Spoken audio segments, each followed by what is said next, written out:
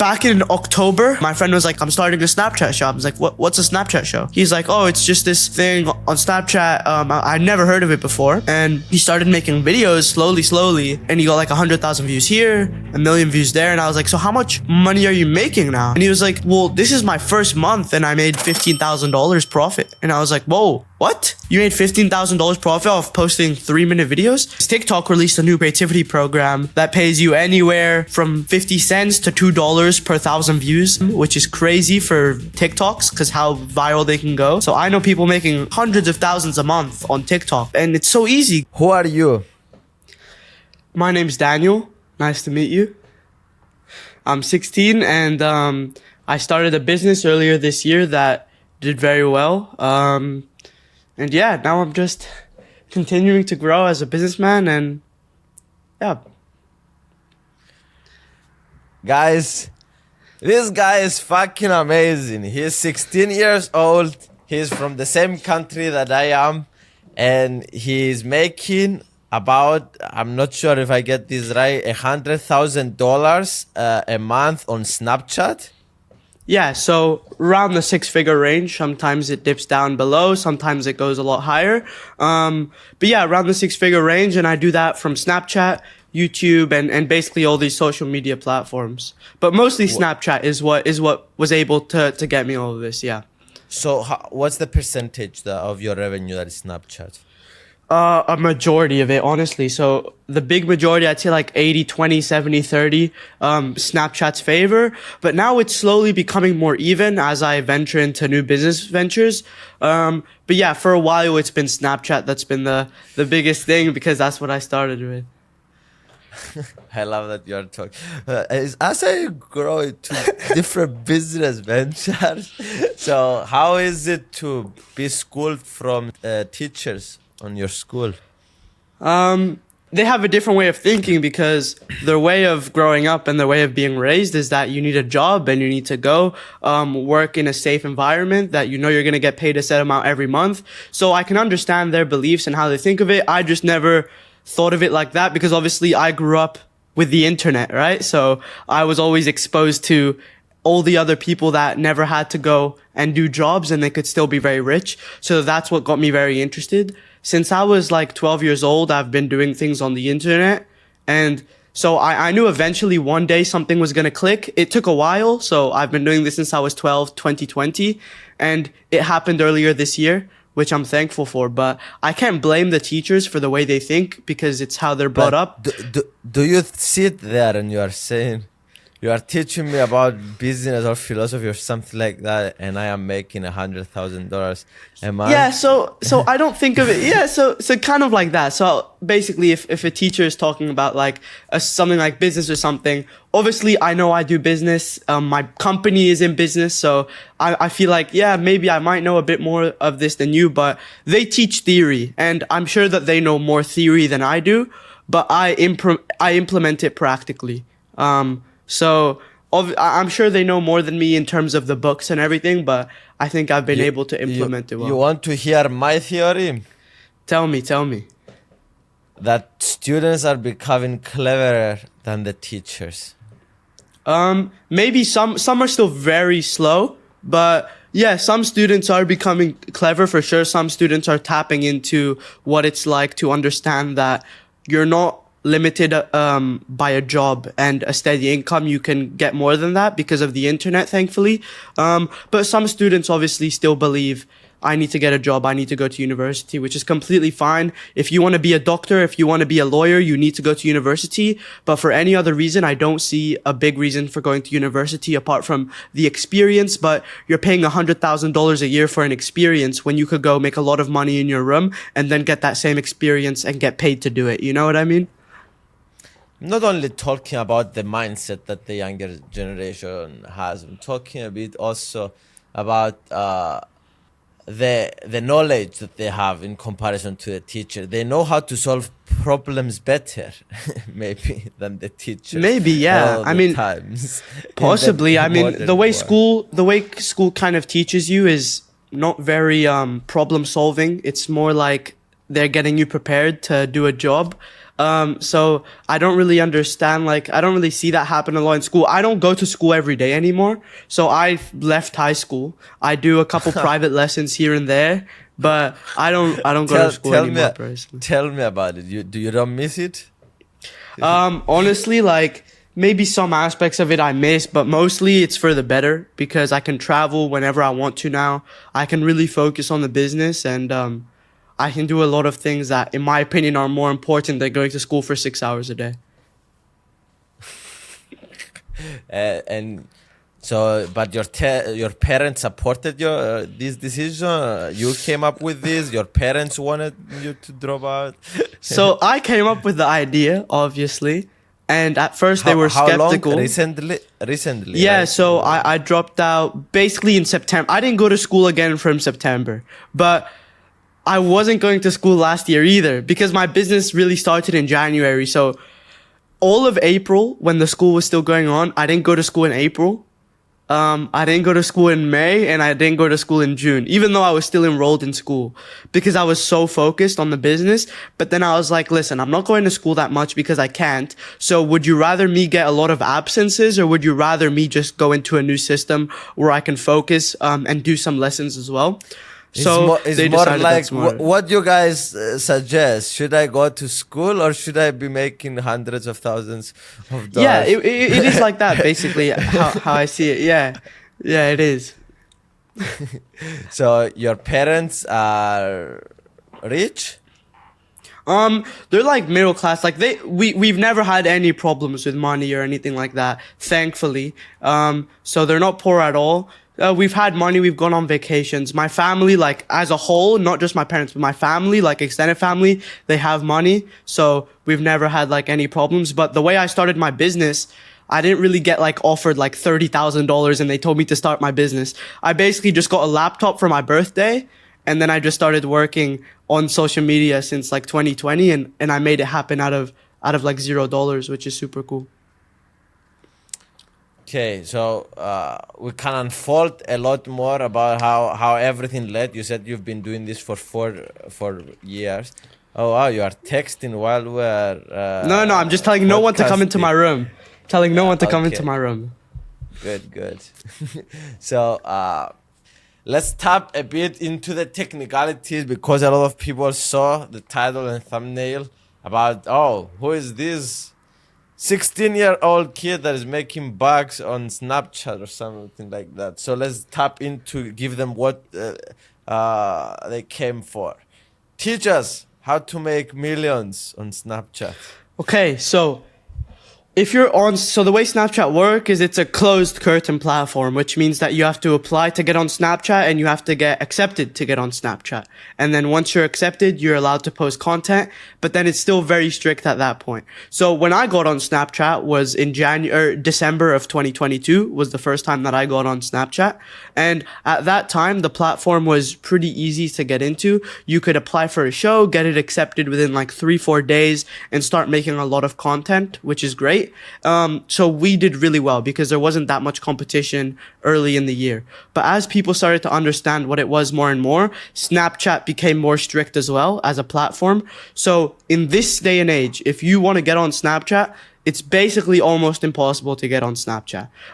You have to be a creator, you have to have a face, you have to have a lot of things that Snapchat want. You can't just make a faceless or automation channel on Snapchat anymore because they don't like that. Advertisers don't like that. So whoever is on Snapchat right now that did faceless videos or whatever, those are the people who are on Snapchat. You can't really bring on more of them. So, to people who want to get on social media and they want to make money how I made on Snapchat, I'd really honestly recommend for them to do YouTube.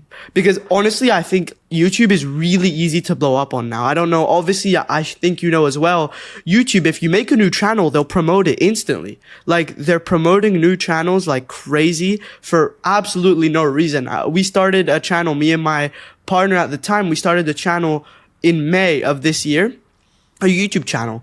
And we basically were like, let's post a couple videos on here and see how it happens. Our third video got 1.5 million views. And so it's just, I think YouTube is very easy to get into now in terms of them promoting you. So people, if they get discouraged from the fact that they can't get on Snapchat because, oh, I can't make money anymore because Snapchat won't let me on the platform. Snapchat is not the only way to make money on social media.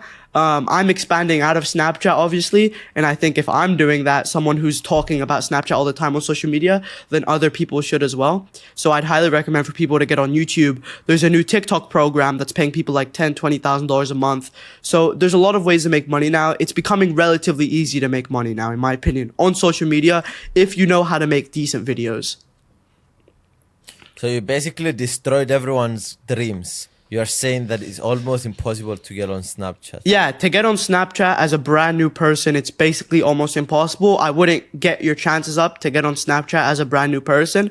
There's a few things that you can do, obviously, is that if you have someone, a friend of yours that you know, they maybe have a show and you're like, hey, can I use your show? And if they allow you to, then I guess you can use that. But to actually get on Snapchat as a new person who's never done it before, I wouldn't try to. I don't think it's possible anymore. I think what you should do is focus on what you have, which is YouTube, TikTok, these other platforms that can make you a lot of money.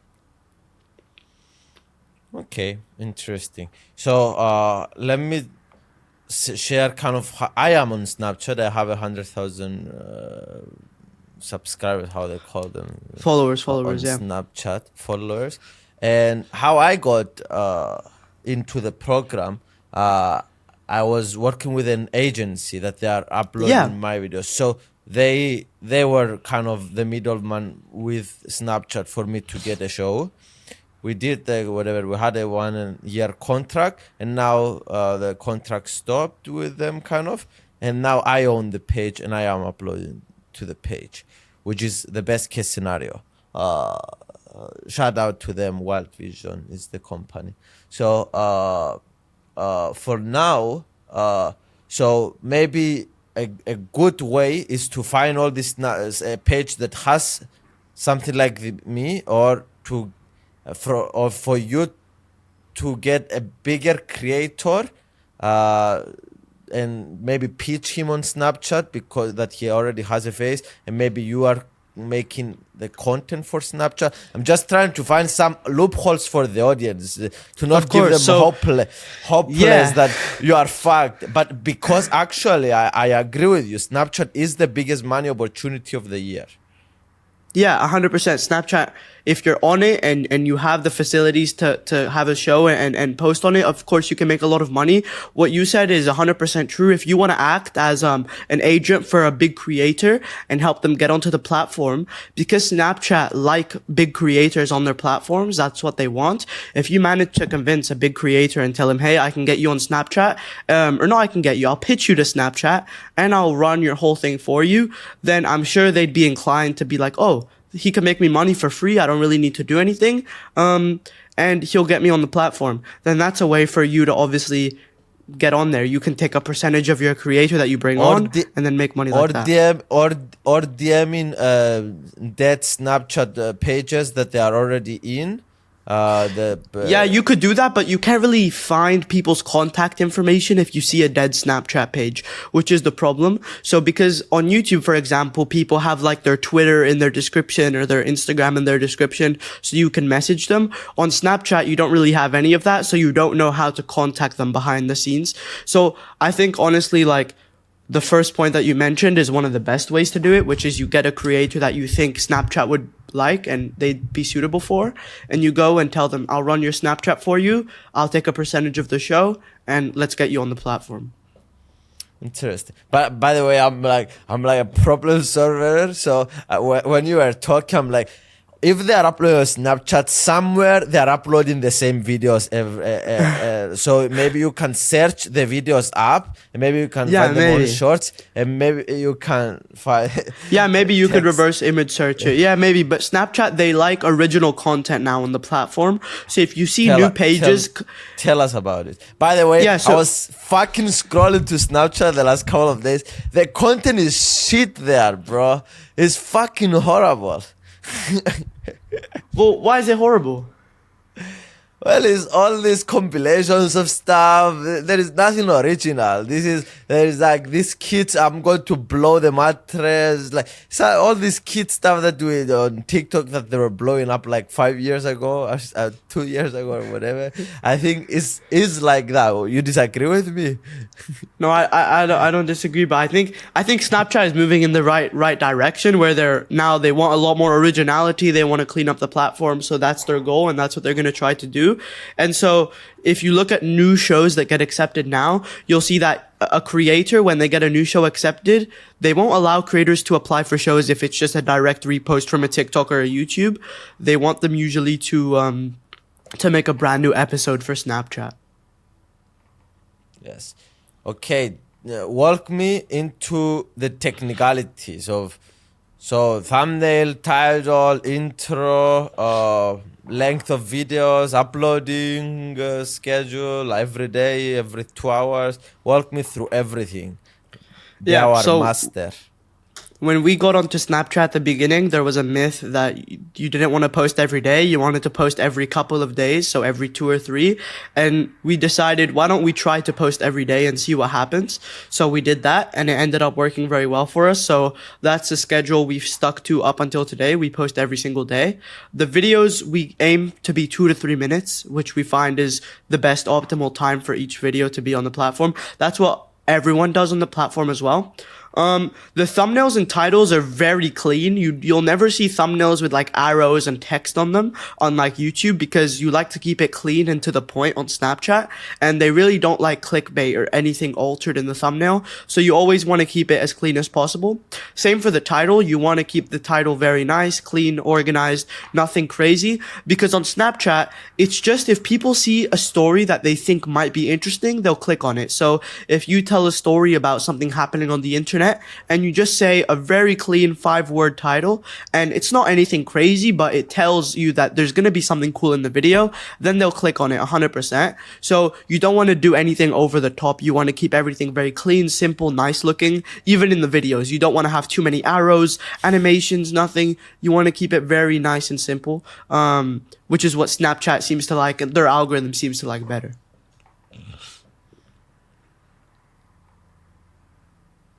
So that's very interesting. So the clickbait doesn't work here. So it's just a screenshot from the video, a bit more polished to maybe blur a bit so it's more clear. That's the best thumbnail. And the Yeah, so description. when you say clickbait, in the title, you obviously want to have something that will entice them into the video, but you're not going to lie in the title, and you're not going to say things that just aren't true in the title, like you can sometimes in YouTube where you completely spin it around into something different. You don't do that in the title on Snapchat. You keep it pretty much aligned with what's happening in the video, and you try to keep it as simple as possible. It also doesn't really look nice if you have like 3 lines on a title, because Snapchat, it's a very small vertical grid box, and so if you write out a long title, it like goes and overlaps line by line. So you want to keep your title 1, max 2 lines, which is around 5-6 words. Do you know letters? How? I'm not sure letters. I could double check, but it's just like a word that is on average maybe 5-6 letters, 5 or 6 words, around 30-35 letters, 40 letters maybe. But you can see it if you test your own title. You can see what it will end up at. So do you think it's the same idea like YouTube? People have expectations. You need to meet up the expectations of the viewers in the first 10 seconds. Is it exactly the same? Not necessarily in the same aspect, but yes, but not in the same way you would do it on YouTube. So for example, if there was a video that we were making on, let's say, Aiden Ross going to Paris, all right? I'm just making up a scenario here. The first 10 seconds of the Snapchat episode would be like, Aiden Ross was just spotted in Paris and you won't believe what he did. So it's not really, I mean, maybe that might be similar to YouTube, but you're not really giving them the payoff in a sense. You're telling a story on Snapchat. So on our type of episodes that we post, we do like news episodes. So people are watching news happening and we report on the news. So we don't really have like payoffs and all that stuff because we're just telling a news story and we try to make it as entertaining as possible. For someone who's a creator like you or anybody else who'd want to get on Snapchat, honestly, the big part of getting people to click on your video is a thumbnail and title. You make those appealing and nice and simple and good. If people click on, even if your video doesn't get crazy retention, it will still go viral. I've seen videos with 10-20% retention get 3-4 million views. So it doesn't really matter if the video in itself isn't the best video ever. Obviously, I know your videos are good, so that won't be an issue. But for people who are really worried about, I need to make this video amazing, I need to make it perfect, as long as you have a good concept, you have a good title, and you have a good thumbnail, then you'll be good on Snapchat, and you'll be able to get away with getting a couple 100,000 to maybe 1 million views a video. Do you think because you studied retention, for everyone that doesn't know, is the graph that we see after the video is uploaded for us to know where people got bored? Do you think if I upload a video on TikTok or YouTube, the same video on Snapchat, I will get the same kind of retention graph? Snapchat, so a 3-minute video, right? Because on Snapchat, you really only post 2 to 3 minute videos. So usually for a 3-minute video, what is considered good retention would be anywhere that's 30% and up, for a 3-minute video. That's what you kind of set your milestone, your goal to be. And obviously there are videos with 60-70% retention, but that's not really heard of on Snapchat most of the time. And so if you aim for 30% and up and you hit that on a 3-minute video, then you're doing good. But like the way you like what I've found and what I've talked to friends and found is that videos that do well on Snapchat have a good correlation to doing well on TikTok. So we've reposted videos and my friends have reposted videos that got outrageously viral on Snapchat. And then they reposted them onto TikTok and they saw good success there. I mean, we've posted some Snapchat videos on YouTube and got like 1.5 million views on YouTube, 3-minute videos. And it wasn't a short. It was like considered a long form because it was 3 minutes. And it got like 1.5 million views. So it can work cross-platform, but yeah, no. Retention isn't really the biggest thing. Did you upload the vertical video on YouTube? Yeah, we did vertical and then we did blur on the sides. So we blurred the sides and then we did the vertical. Still got views. Wow. 1.5 million on one of the videos. Yeah. Wow. So, okay, why not more than 3 minutes? Because you seem that you challenge the myth of uploading every day. Yeah. But maybe this is a myth as well. Like, no, it's not really a myth. So you can post 10, 20, 30-minute videos, but your RPM isn't going to increase that much. It's not like the longer videos you make that exponentially your RPM increases like on YouTube. So your RPM will be a nice like 5, 6, maybe 7 on a 3-minute video on Snapchat in Q4. And then in Q1, Q2, Q3, you'll get like a 3 or 4 maybe RPM on Snap, which is very good for 3-minute videos. And if you make them 10 minutes, it's not like it's going to go to 20. It's going to stay basically the same. So, but maybe it will get more views because it has more watch time. Yeah, we've tried that and we've seen... I don't think that's the case, but what I do think is the case is that if you get a higher retention, then you'll make more money because people are watching more of that video. But if you're making an 8-minute video, it doesn't mean you're going to get 30% retention on an 8-minute video. It will just mean you're going to get 5% retention on an 8-minute video.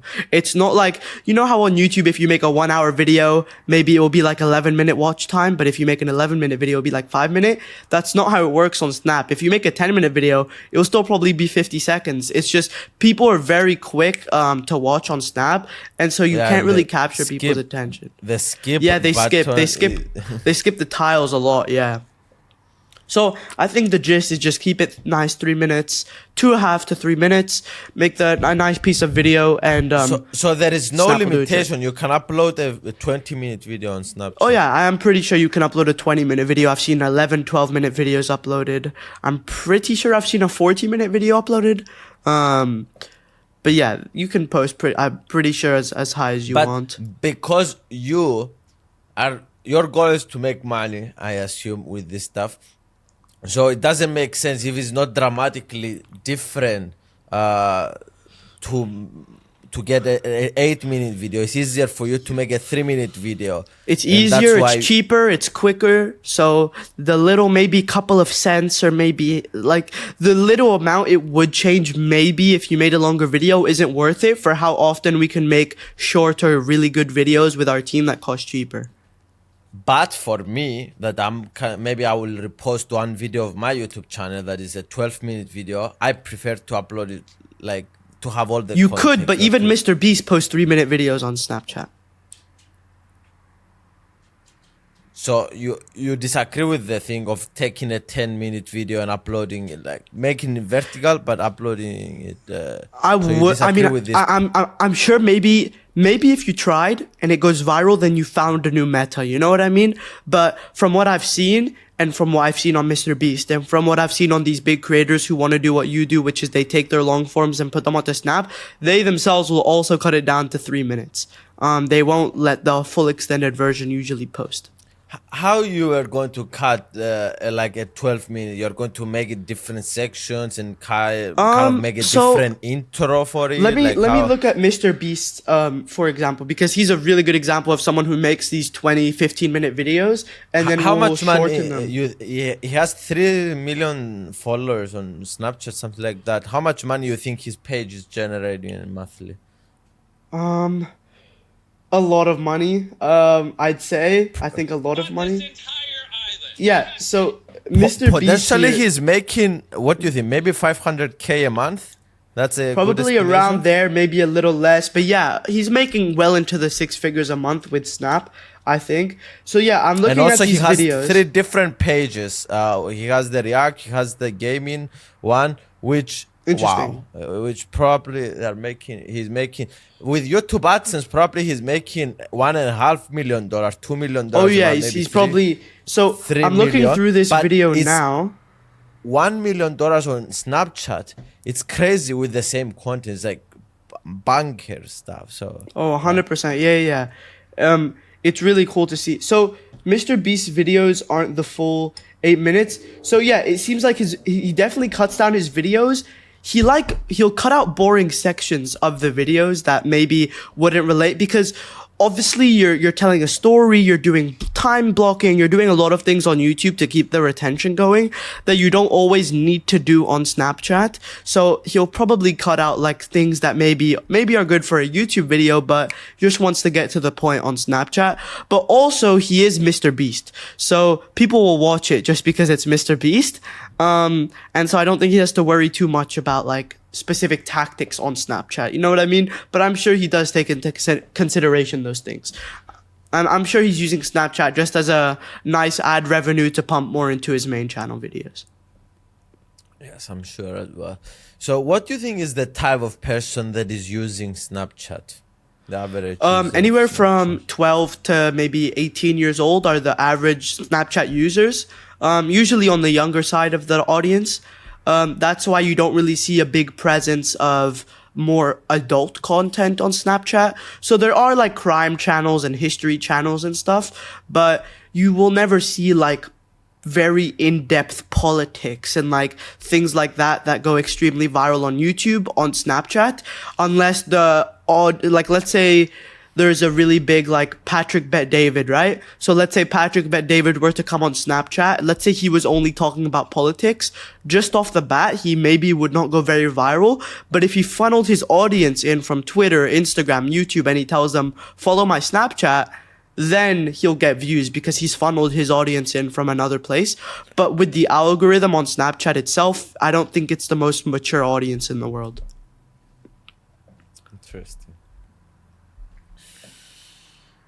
So, explain me a bit of what are you doing on Snapchat and how are you making these things? Yeah, so the type of content that we make on Snap is like celebrity news type content. So we'll report on news going on in the internet, whether it be rappers, celebrities, musicians, streamers, that type of stuff. So whenever something's going on, we can report on it. We can talk on if like Aiden Ross had a really cool stream, or if Kai Cenat hit a milestone, or if, you know, they got into drama, whatever it is. And that's basically the main type of content. And then there's also history. So like we'll report on like some cool historical facts and stuff, because that does well on Snapchat. Some crime shows, so like cool crime cases and things like that. So usually like if you see something work on another platform like YouTube, it will usually work on Snapchat. So we basically take interesting stories that have happened on crime that have done well on YouTube, post them on Snap, and remake them to try to make them better. And yeah, that's basically the gist of it. And then also there's a bit of what we're getting into now is consulting, in the sense of like creators will come to me and they'll be like, hey, can you help me just tweak up my show a little bit? Just give me some advice here and there. And then I'll give them advice from what I can understand on the platform. So it's not my show that I'm running, but I help creators with the show. You know what I mean? So it's a bit of everything, but the main thing that I've been doing now is doing Snapchat, obviously, as a good income source, but also moving away from it slightly to get into things that are more longer term that I want to focus on, like my brand, SaaS companies, all that stuff. SaaS companies? What do you mean by that? Software as a service. So like a software company, for example. I love that you are teaching me about these things. I feel proud of you. No, but yeah, the plan is to move into more longer term things that I can exit one day, that have more enterprise value, that can be longer term business models, you know, that I can carry on to when I'm 20, 21, 22. We can get a bit more detail, because I understand you are not alone. You have business partners, you have people working in this stuff. But how much money you have currently on your personal bank? I have a good amount of money in my personal bank, more than the average 16-year-old. I'm getting up there. Obviously, I'm working as hard as I can to you know, make more money. But I only started maybe 9-10 months ago. And I've done well, so I have some investments, I have whatever it may be, but I'm not at the place I want to be at. I honestly feel like, as crazy as it sounds, I feel like I've done nothing. I honestly feel like I've done nothing. I want to do so much more. I feel like I've just touched what it's like to be successful, and I've just finished my first cycle, which basically means I've run through the first cycle of making money. And what I heard from a good friend of mine is that people go through 3 cycles. So you'll hit a good money making method for like a year, maybe 2 years. Then that cycle dies down and you get onto the next cycle. And the people who are respected as businessmen are the ones who can get into those third, fourth, and fifth cycles of their lives. Because if you can keep repeating the success that you've had in different businesses and in different areas multiple times, then I feel like that's when you can earn the respect as a businessman and as an entrepreneur, because you can do it over and over again. You see a lot of times that people will come, make a lot of money really quickly, and then they'll disappear. That's not my plan. My plan is I'm here to stay for as long as I can be, and to repeat my cycle in different businesses multiple times, and hopefully still be at the top of my game when I'm 25, 30, 35. Oh, as old as 25. As ancient as 25. That's 9 years away, you know? Yeah. Wow. I'm 23. So Snapchat team.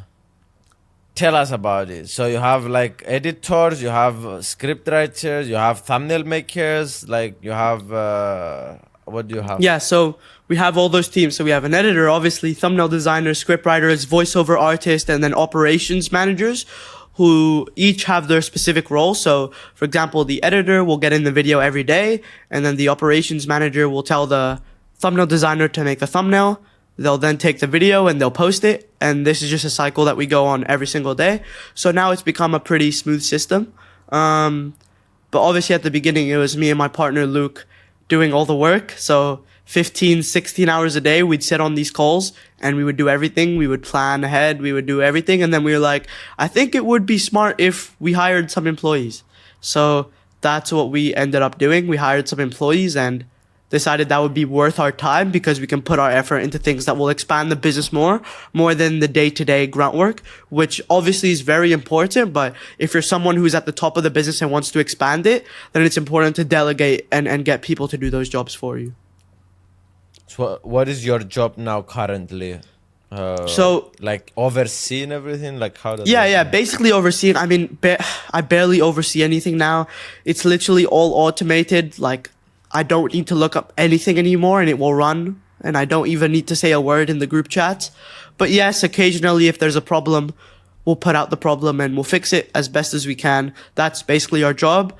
But because there isn't really too many problems, we just kind of have a smooth sailing team. I can focus on the business ventures that I want to get into more, which, you know, are different aspects of things. 4, 5, how large is your team? At our biggest point, the team was around like 12 to 15 people. Now it's around like 5 people, 5, 6 people. Yeah. And what's the difference? Like you guys learn and you think smaller team is better? Like So yeah, I mean, honestly, a big team is nice and it's glamorous and it's very cool to have. But at the same time, you don't really need a big team always, because if you can do things more effectively with a smaller group of people, then I think that's worth it. A lot of people will just hire as many people as they can just to say they run a team of 30 people. But I just want to do it as effective as possible. So we've seen that like our small group of people that we have now. Do I need to sneeze? No, I don't need to sneeze. So our small group of people that we have now can basically handle all the workload that we have. And if we need to in the future get more people in, then we will. But at the moment, we don't really need to.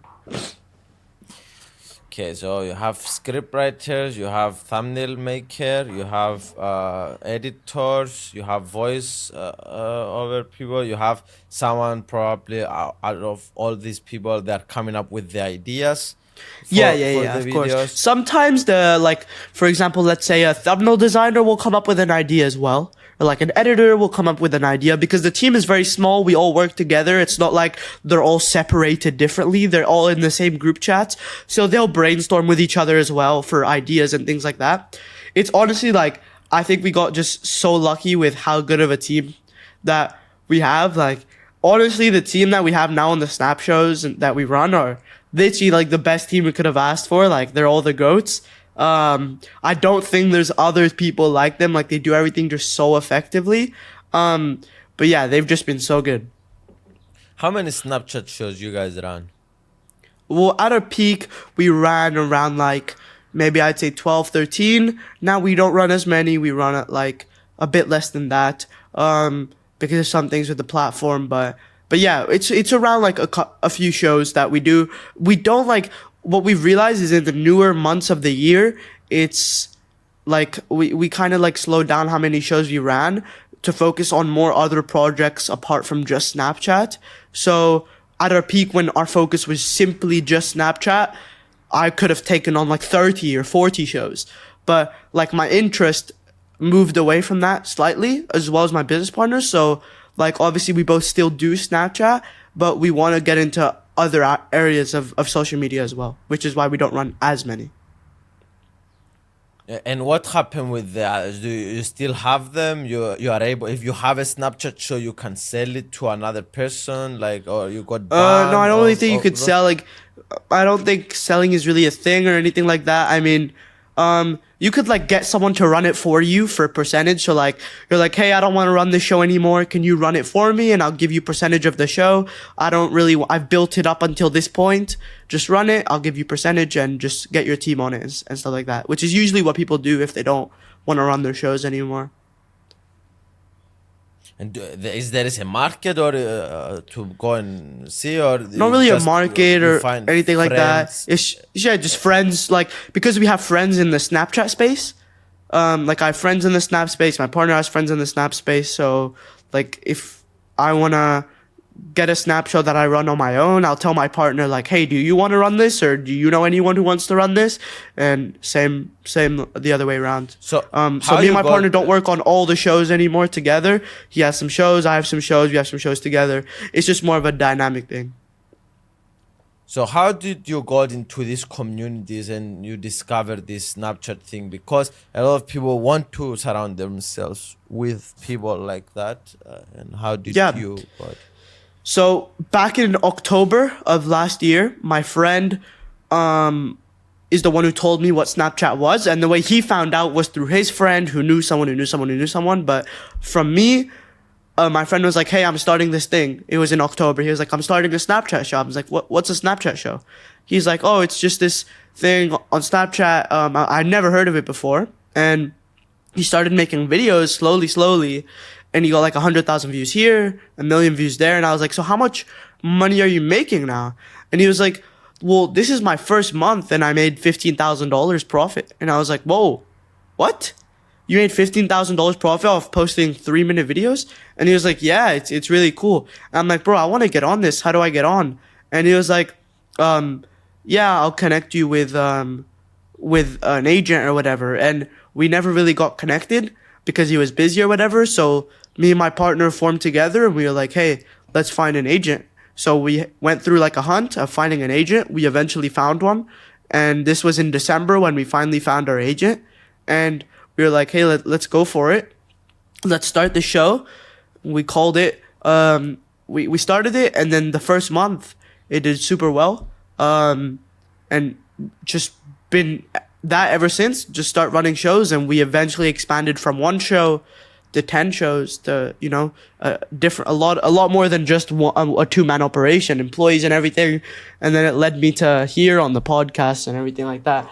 But your question about surrounding yourself with opportunities like this and how to get yourself in the places to maybe spot an opportunity like this before it becomes big.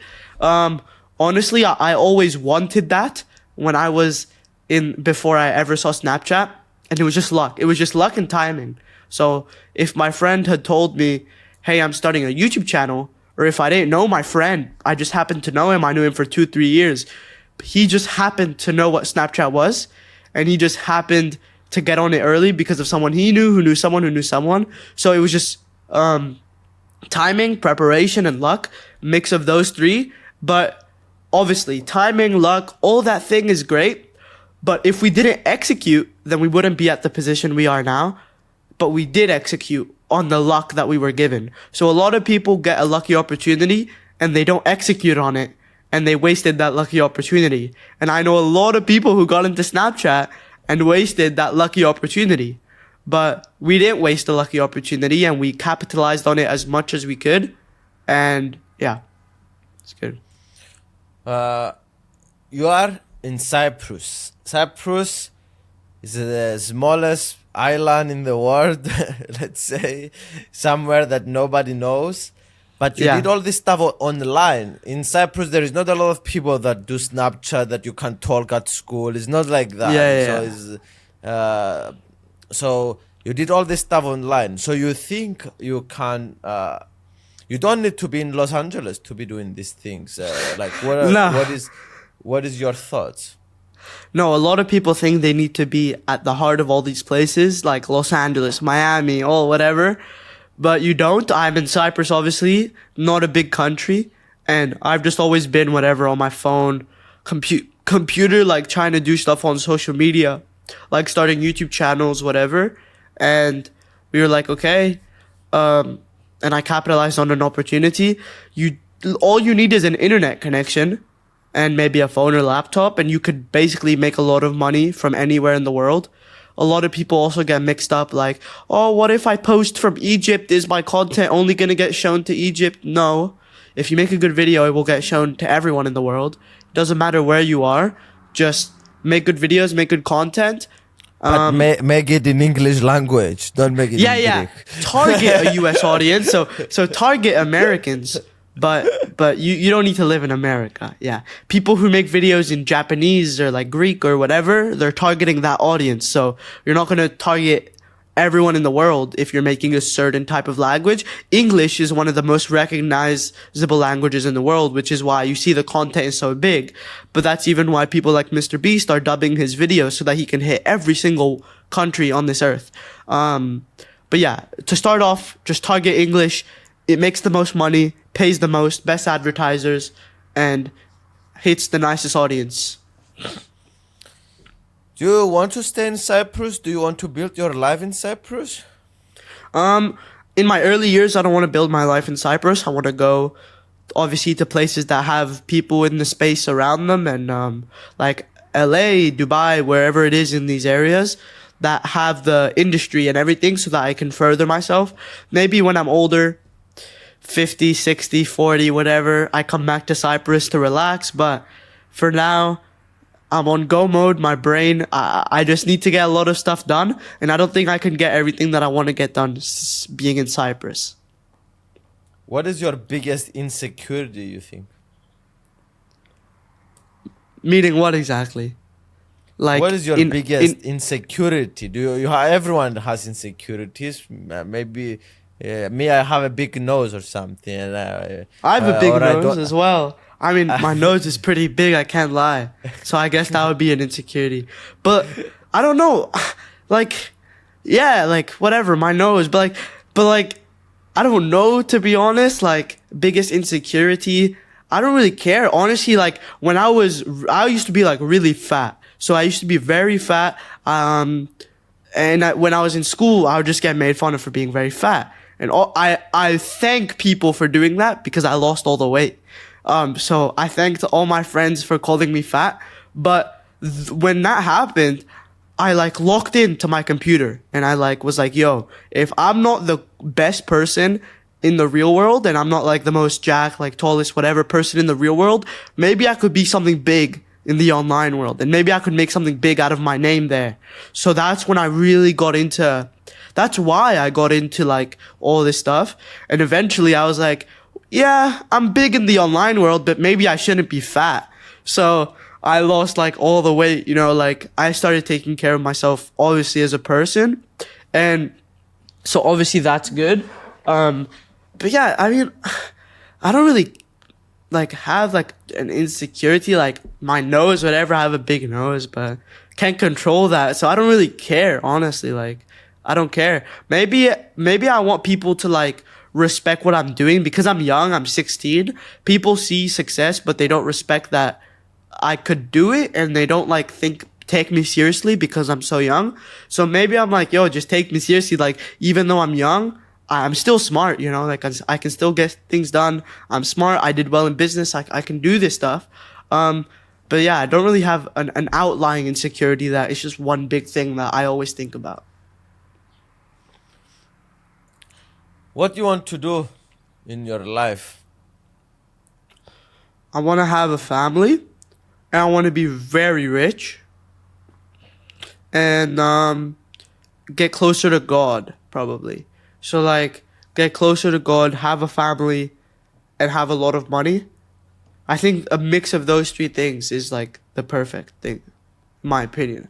I think if you have a good family, kids, wife, you have a lot of money, and you're close to God, then you have really the three pillars. You have good friends as well, obviously.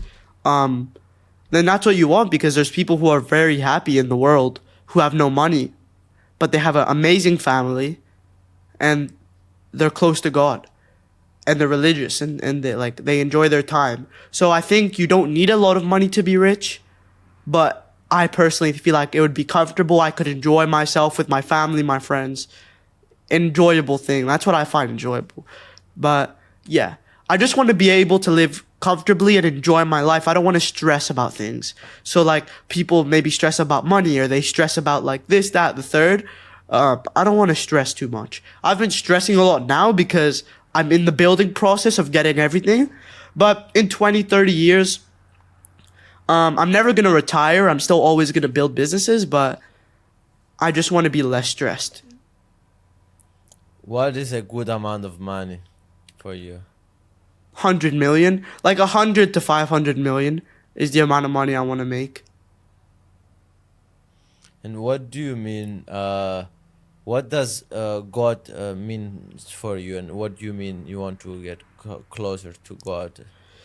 So like, when I mean get closer to God, I mean being able to feel comfortable in the fact that there's a higher spirit there that you can rely on, and that if you're ever feeling like you're stressed or unhappy or like there's a problem in your life, you can talk to someone, and that someone is God. And so that's what I think religion is. It's a place to feel comfortable in apart from like the human world. So you go on your own, you go and you pray to God, and you go and you rely on something that could bring you peace.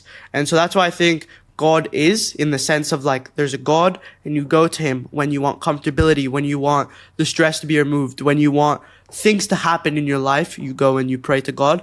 Obviously, there's some people that don't believe in God. I think that's do whatever you want, but I feel like there's something there in the world. There's a higher power, and yeah, I believe in God. Amazing.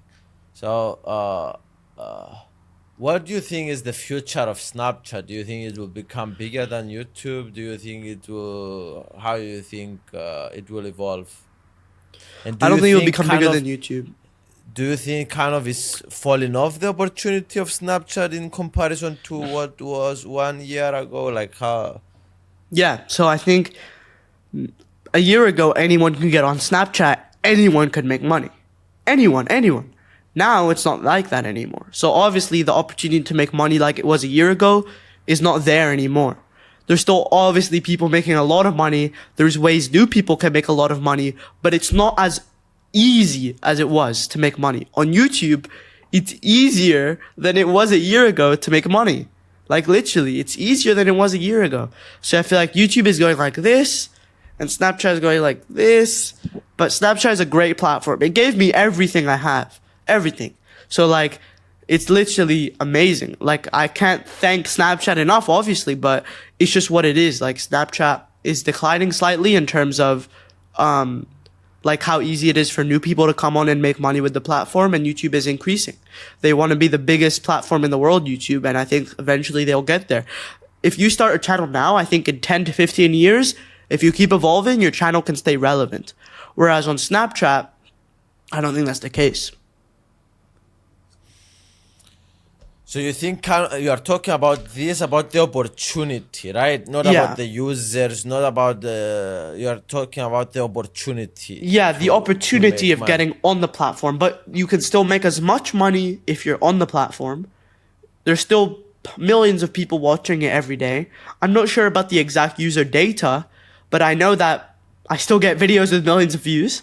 So I'm getting paid still, obviously, but the opportunity for people to get on isn't as good as it was a year ago. What is good views on Snapchat? I know, let's say if a YouTuber is getting like 1 million views on his main channel video and long form is like very good for YouTube stuff. But what is a good Snapchat hit video? Like over 300,000. Over three, yeah, like in the six figures, basically. I'd say is good views. 6 figures? What do you mean? Hundred You thousands, mean like in the hundred thousands. okay, 100. If it goes more than 100,000, 200, 300, you know it's a hit because Yeah. you know you need to be you are doing something well. Yeah. Okay, what about Spanish and like dubbing and all this stuff on Snapchat? Yeah, so there's actually people who have repurposed their content into other languages in Spanish, French, and have made a lot of money. A lot of my friends have done that. It's not as big of an audience as it is like on YouTube, but it's still something that people can do to make money. The CPMs aren't as amazing, but there are people making like 10,000+ a month just reposting their videos in other languages on Snapchat. Yeah. Oh, so there is a dubbing market for Snapchat. Yeah. Interesting. And but they have a separate show for that, right? They have Yeah. Separate show. Which is why it's hard, because you need another show. You know what I mean? Interesting. And wow. So you are trying to do more YouTube and other TikTok. Explain me a bit the money making vehicles and the opportunities that you identify now in coming of 2024. Like where is the you think there is opportunity? YouTube Faceless. If you have never done anything on social media, I'd highly recommend YouTube Faceless or TikTok. Because TikTok released a new program, the creativity program, that pays you anywhere from 50 cents to $2 per 1,000 views, which means you're getting a $2 RPM, which is crazy for TikToks because how viral they can go. So I know people making hundreds of thousands a month on TikTok, 50,000 here, 10,000 there, like multiple accounts. And it's so easy because it's TikTok. And then there's YouTube, which is like, they're promoting your videos. So like, they will boost your videos automatically to test it. And if your video is good, it will go viral. I gave you the example, our third video on a channel we did got 1.5 million views. Third video from nothing. And because we made good videos and they tested it and they're like, this video is really good, let's blow it up. And so that's what's happening with YouTube. It's easier than ever to blow up. It's easier on both platforms to blow up. So I'd highly recommend people start making money now and getting on these platforms now, because you don't know how long this is going to be here for. People, like there's kids starting a week ago and they're making $10,000 already a month. So I think it's just in 2024, social media is going to get easier and easier to make money on.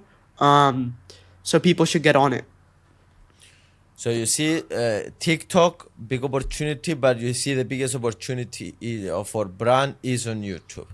Yeah, But because you can have are sponsorships on YouTube. You can launch products from YouTube, and YouTube is going to be here for 10 to 15 years. You are talking short form or anything? Long form, short form? Anything. Long form. Short form, obviously, like, you can make money on short form on YouTube. So, like, I know people making, like, 50, 20,000 a month on YouTube short form, but that's because they get a lot of views.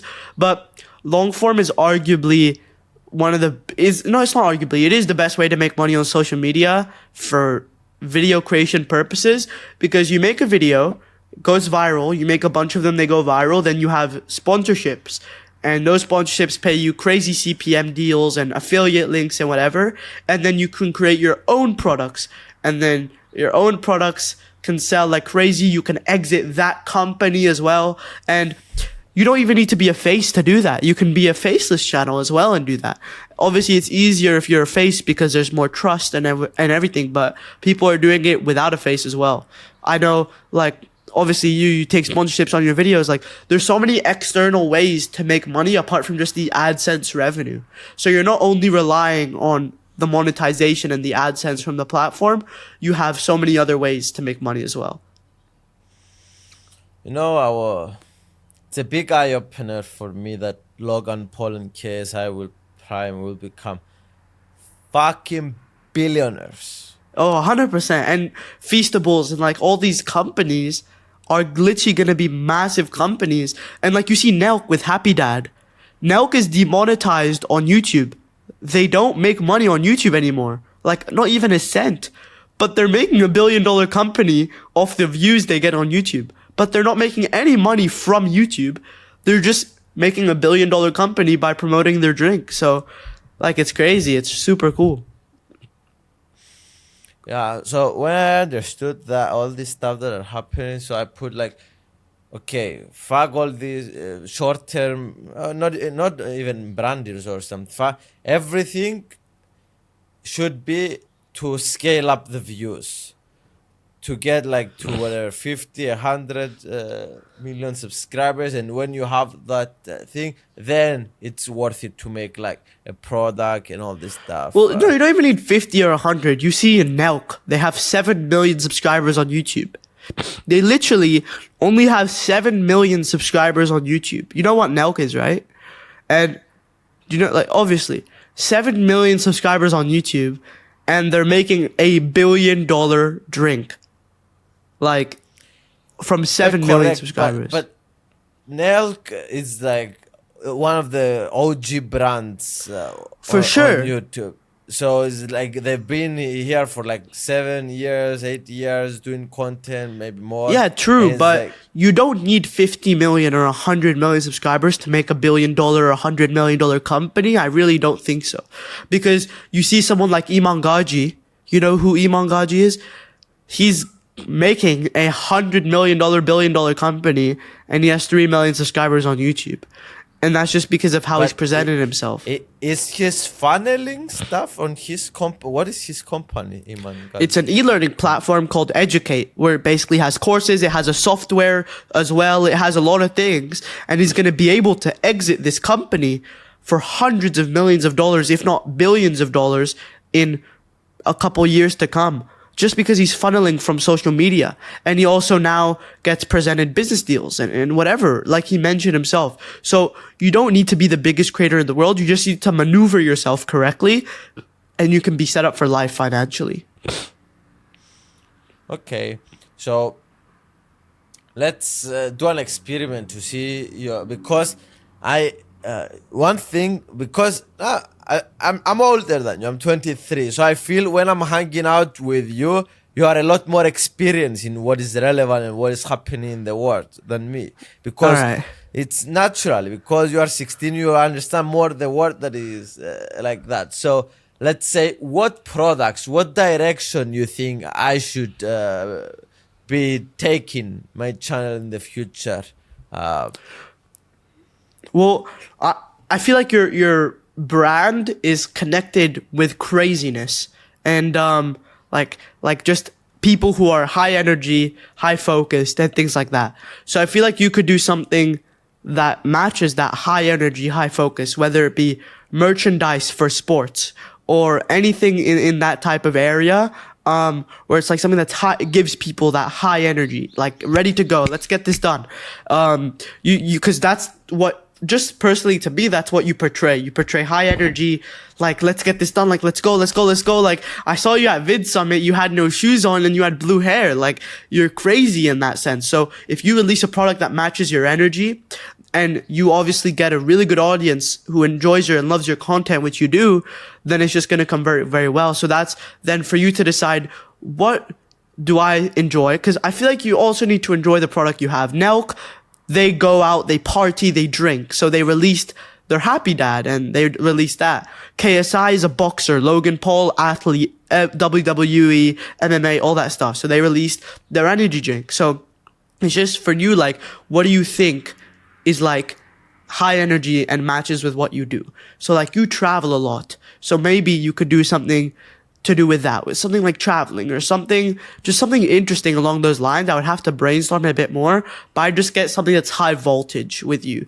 something that has like that thing, that snappy thing that is more on the higher energy side of things. You know what I mean?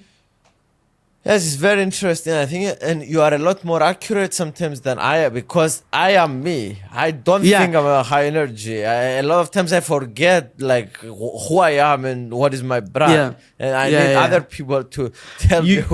It's good to look at it from the outside, because you're so used to yourself that you get used to what you are, and you can't really look at it from the outside as you evolve. So I completely understand, but that's just what I see from you. A lot of the people that I know say the same thing. They say like, this guy has so much energy. Like, he's just like so like energetic, passionate, like crazy. So if you just release something that is aligned with that, then I feel like you can do very well. And that's what you need to brainstorm. What's something that aligns with that type of stuff?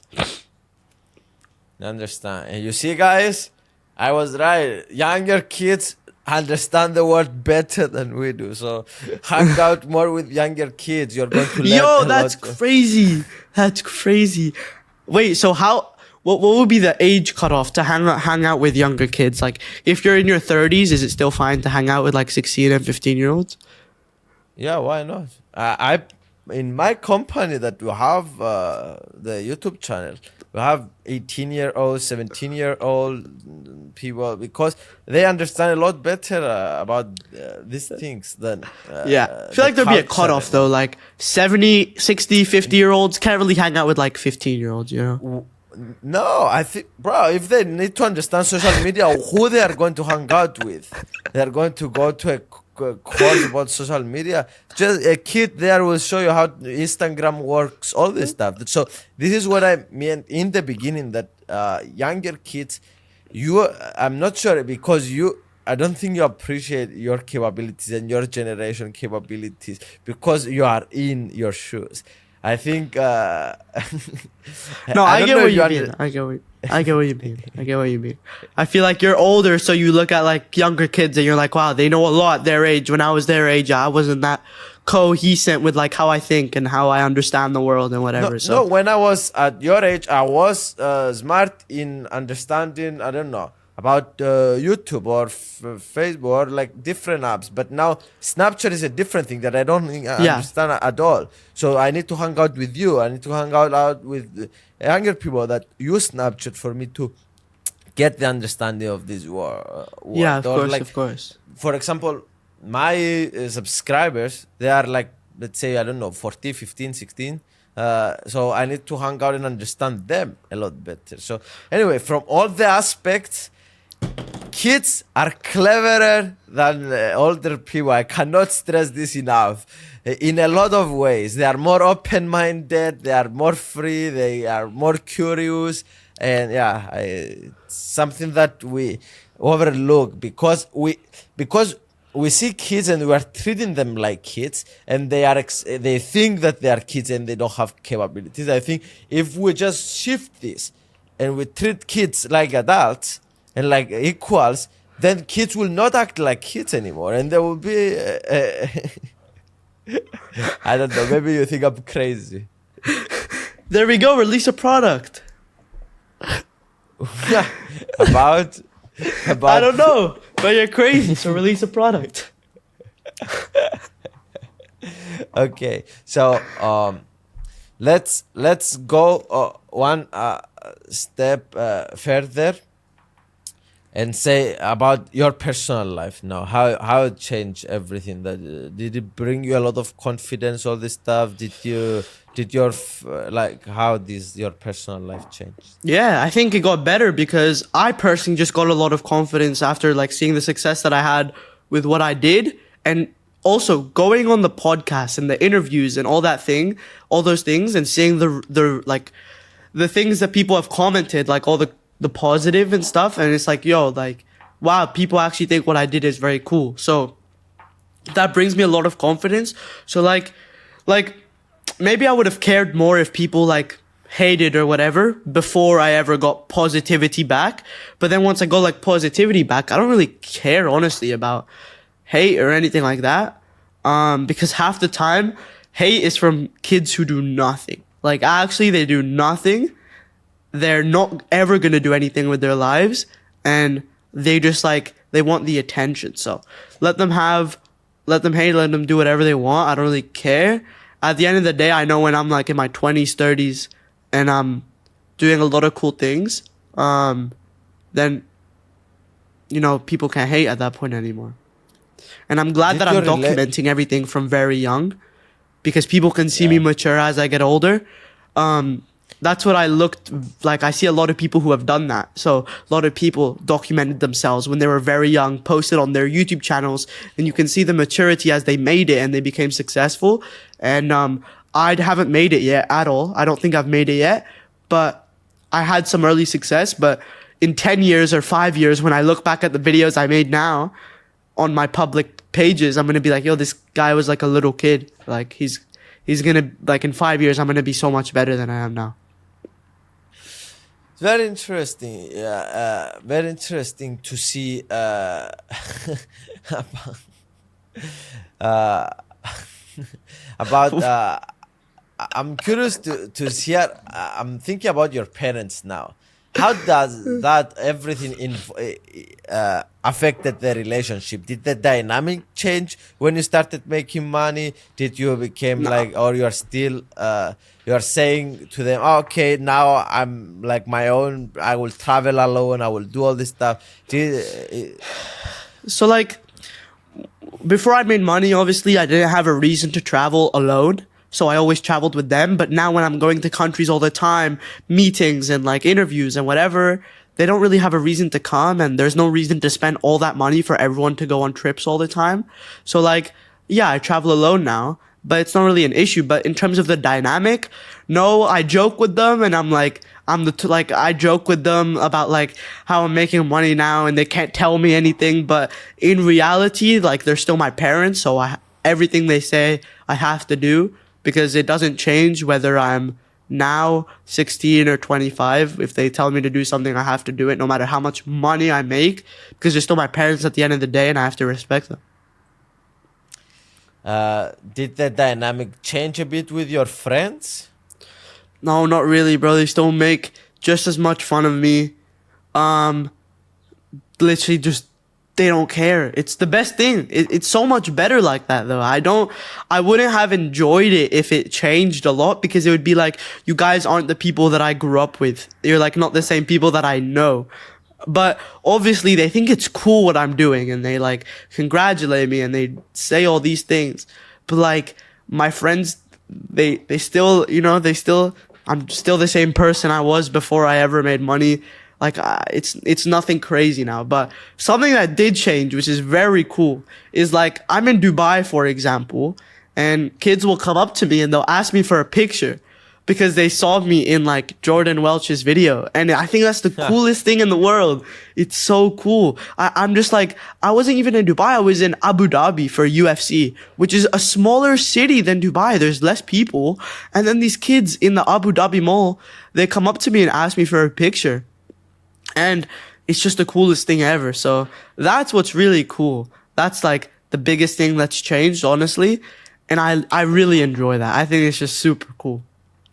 How you found the experience doing the video with Jordan? We had him on the podcast. He's a good friend of mine. How you enjoyed the experience? Yeah, Jordan's amazing, man. Jordan, very nice guy. He messaged me. He's like, hey, come on the interview. We're doing a video on teenage millionaires. And I was like, okay.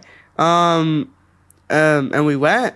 And yeah, it was great, bro. He was such a nice guy. He showed me around Miami, and I saw him as well in Dubai. We played football together. Yeah, Jordan's a very nice guy. He's gonna blow up way more than he already has blown up now. So how is it, you as a young adult meeting all these heroes of yours that you were watching before and you were admiring, and now hanging out with them? Yeah, so like just a year ago, I was watching Jordan's videos and like all these people's videos. Sebastian Georgiou, I'm not sure if you know who that is, but like a lot of these finance people's videos, I used to watch them and I met them all now. And it's the coolest thing ever. Like at the beginning, maybe I acted a bit too much like a fan, but now I've understood like just to act like a normal person. These guys are normal people. They're not like something crazy. They're just normal people. So just, it's a cool feeling. Now I'm friends with these people. And like now I'm a bit numb to it. So I'm a bit deep into it now. So it's not really crazy when I meet someone new, but it's still very cool. It's still very cool.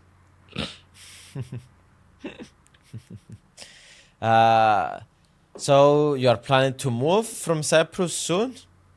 Yeah, maybe next year, mid or late next year, to move to America, probably, maybe Dubai, probably between America and Dubai is where I'm gonna move, next year. So I'm not sure where, but why you chose one of the two? Because Dubai, I have a lot of friends there, and it's also really good for business. A lot of people very successful in Dubai. And America, a lot of my really good friends are in America, and like very close to each other. So if I'm around my really close friends who are doing business together, then it's a cool experience, you know? Do you have a business in Cyprus? Like how you are? Or I have a company in Cyprus. Yeah, I have a company. So you file in Cyprus. You own a company yourself. You are the owner of a company. My parents like own the company, and then when I'm 18, it switches to me. But yeah, my company basically, yeah, in Cyprus and in other countries as well. And how is it like operating with taxes and all this shit? Do you hate it? Nah, I don't really care. I mean, if people get upset over 20% tax or 10% tax, I would be more worried about making more money than paying money on taxes. So maybe eventually when I'm making crazy money, like millions a month, then I will make sure to remove like a lot of tax benefits, a lot of very specific things to ensure that I'm where I need to be. But for now, I'm not a trillionaire, or I'm not making hundreds of millions a year yet. So I don't really need to worry about all that stuff right now. Do you manage your money? Like you are saying, like let's invest it in Tesla, or like how do you manage your money? Where is kind of some of the investments that you're making? Maybe Yeah, it's so I on have your some money personal like, brand. Maybe it's in traveling. How do you spend it? well, okay, so when I spend money, it's mostly on traveling and equipment. So like cameras, setups, whatever. But in terms of investment and stuff, basically like just regular like S&P 500, some individual companies. I haven't really gotten into crypto, even though I want to. I will get into it soon. But yeah, just regular index funds, all that type of stuff. But I'm young, so I'm gonna get into riskier investments, hopefully, because if I get into risky investments now, when I'm older, and I make a lot more money, I can get into medium to low risk things so that I can secure my money. But now I know a lot of people who are exponentially growing the amount they're worth just because they're taking some risk on investments, which is what I plan to do. How how your day looks like? Paint me. We have another 4 5 minutes. Paint me how your day Yeah. looks like. So I'll wake up. Honestly, like I'm not waking up too early these days. I should be waking up early, but I'm not. So I wake up around 11, 10 a.m. and I'll go go check what I have to do on my phone, whether it be like people who send me messages or projects that I just have to fill in on or whatever. I'll usually plan videos to post on my channel. So I'm really getting into my personal brand now. So I'm planning a lot of videos, recording a lot of videos now. And then I have projects like SaaS softwares and things and meetings that I have to get into for other projects that I can't really talk about too much of that stuff, but a lot of like companies and stuff that I will join into and get into. I'll have meetings on those throughout the day. I should be going to the gym more than I am. I'm not going to the gym too much right now, but when I was really in like a lock session, I would go to the gym every day. Hopefully I'll get back onto that very soon. But yeah, it's just wake up, do some work, eat, work, meetings, whatever. Work out, supposedly I should be, and then dinner, and then work again, and then sleep. And then there'll be like nights or whatever where I'll go out with my friends. Like we'll go out for a couple hours for dinner or we'll go to someone's house. But I could honestly still work. When they come over here, I'm in my room right here at my desk. They're chilling on the bed or they're chilling anywhere and I'm working and they're having fun or whatever. So yeah. They're Greek speaking or they're your friends? Yeah. Or So they speak Greek. They speak Greek. Yeah. Wow. Okay, so we have two questions that I ask every guest. I give you $1 trillion, and the goal is for you to spend it to improve and have maximum positive impact in the world. How do you spend $1 trillion? Fix world hunger. Fix poverty in all these countries that are crazy impoverished, because I feel like there is a high, middle, low class, but there's also countries that are so low class they can barely even feed themselves. So those countries need to be fixed, so that there is a high, middle, and low ground. But everyone needs to be able to have the opportunity to build into the middle or the high ground. So there can be low ground and there can be people who aren't rich, but they have to have the opportunity to be able to build to potentially become rich. So they have to be able to get jobs that can eventually lead to higher positions, and they have access to internet and stuff. So everyone should be, in the sense, have a fair chance at life, in my opinion. So I'd use the money to make sure that everyone has a fair chance at life.